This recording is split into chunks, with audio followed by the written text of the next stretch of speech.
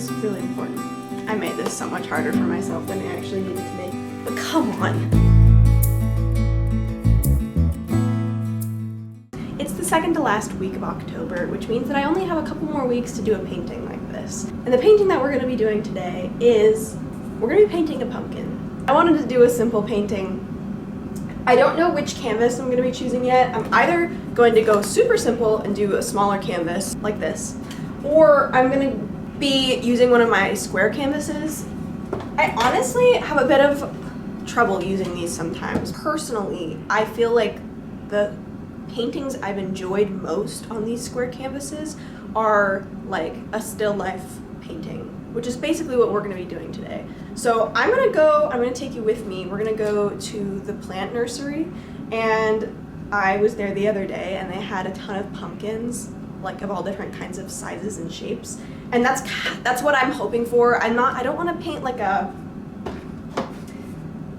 big pumpkin that you'd carve into. I want to get a smaller one, and I want it to have this, like, I want it to have a fun stem or some kind of, just something different about it, a different shape, a different, like, have really deep ridges or a different color. I don't know. I want to go and I want to take you with me, and I want to see what kind of pumpkin really inspires me.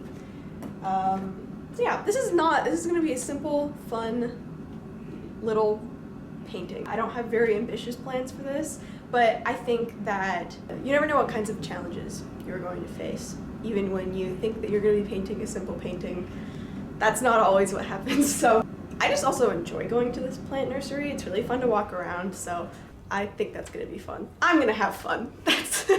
That's why I'm doing this, is because I'm just going to go have fun at the plant nursery.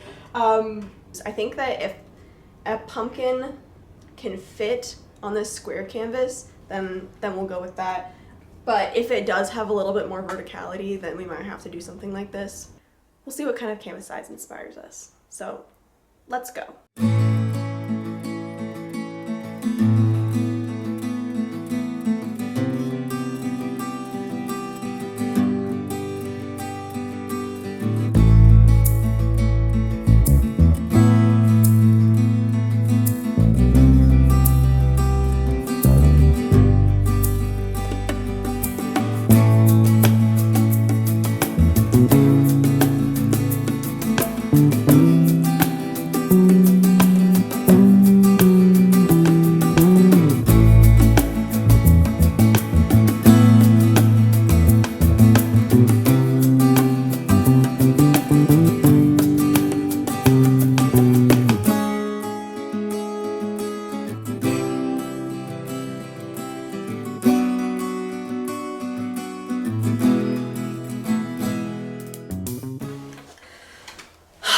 You guys, I just made this so much more difficult for myself.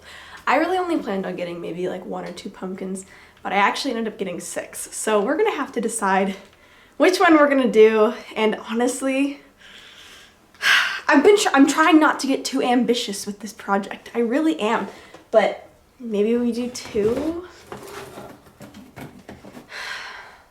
I'm trying to keep this short and sweet, but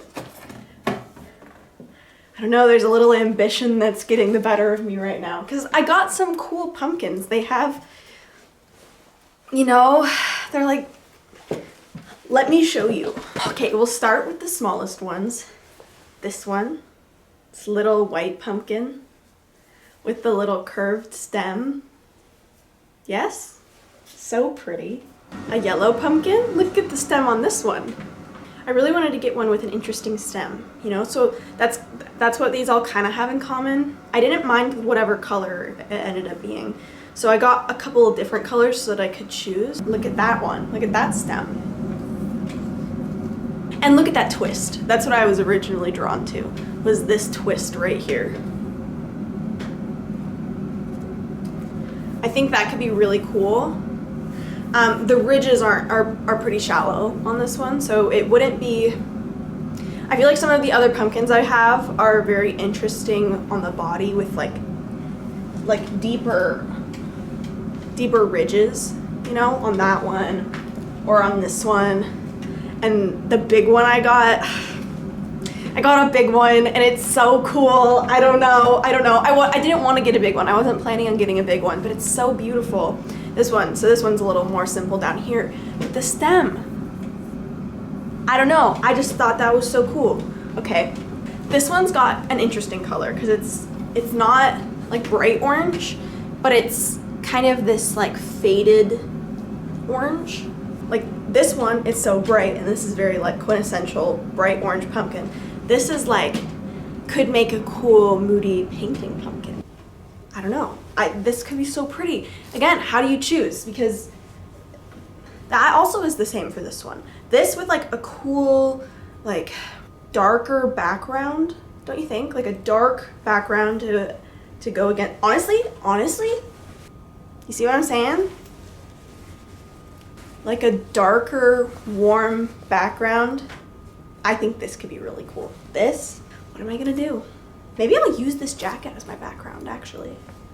You know, though, I love to put my paintings up in my house, so I do always kind of think about it through that lens of like, but would that look good in my house? So, I don't know. Okay, last big old pumpkin. I couldn't help it. Look it. It's so cool. Look at those ridges. And the way that they go into the center. Oh, I can't hold this up with one arm. Okay. The way they go up into the center like this. Do you see those leading lines?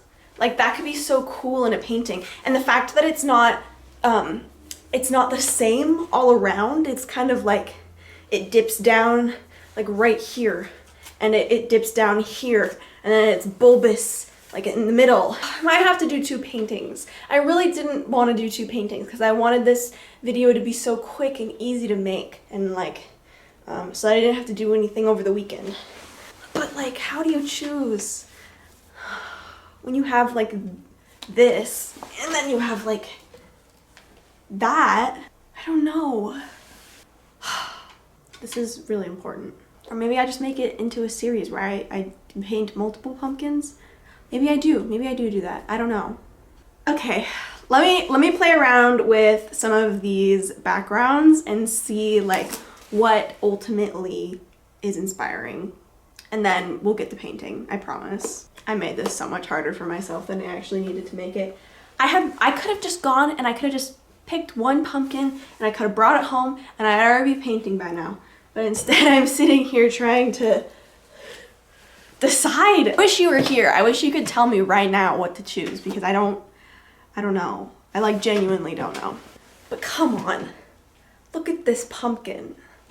Look at it.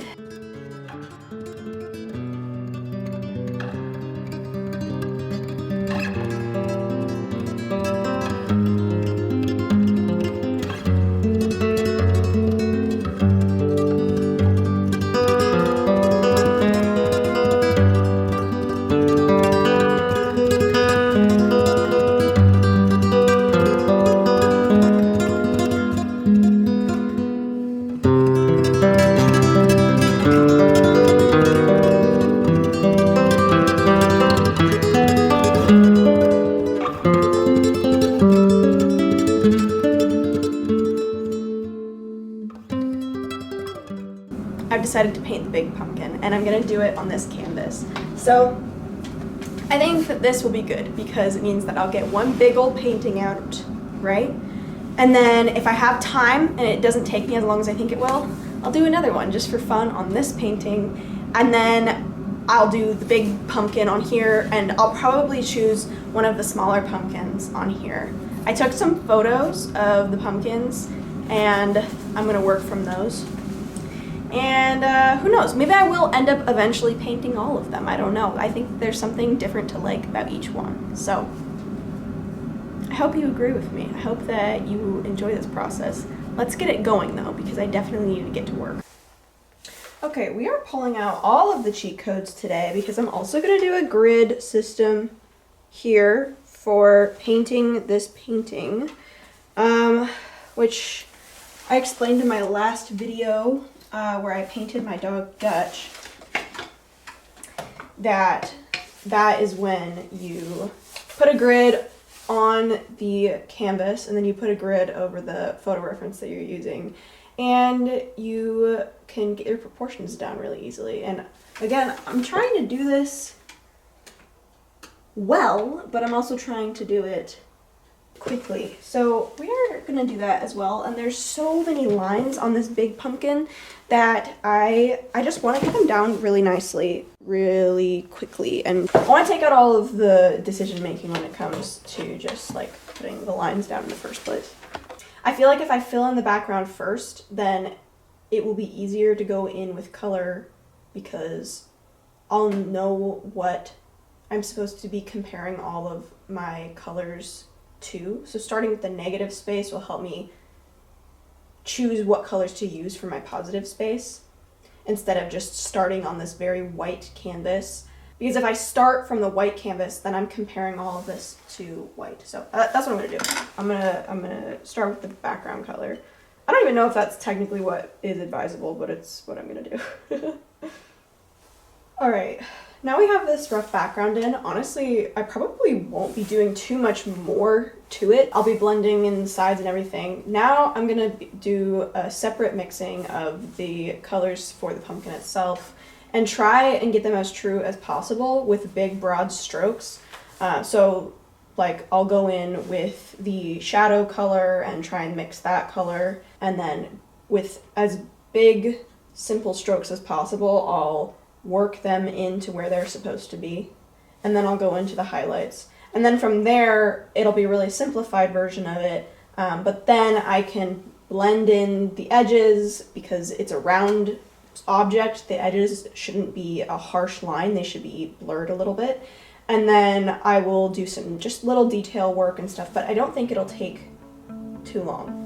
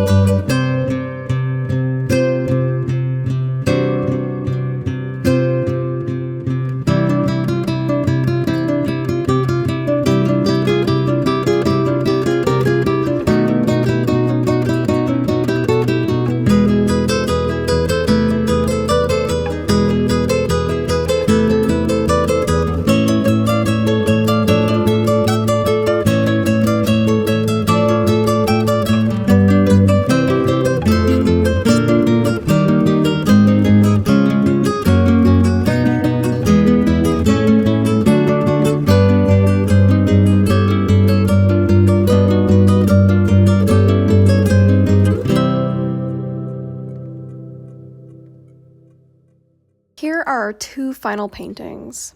I know I've had a lot of fun with both of these projects.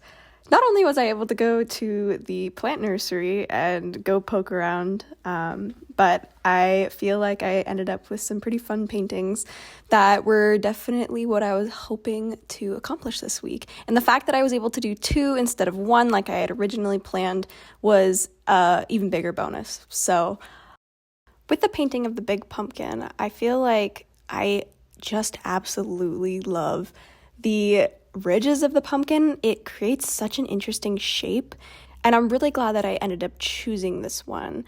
The body of the pumpkin is just so unique and has these very strange varying shapes, and there's so much repetition too.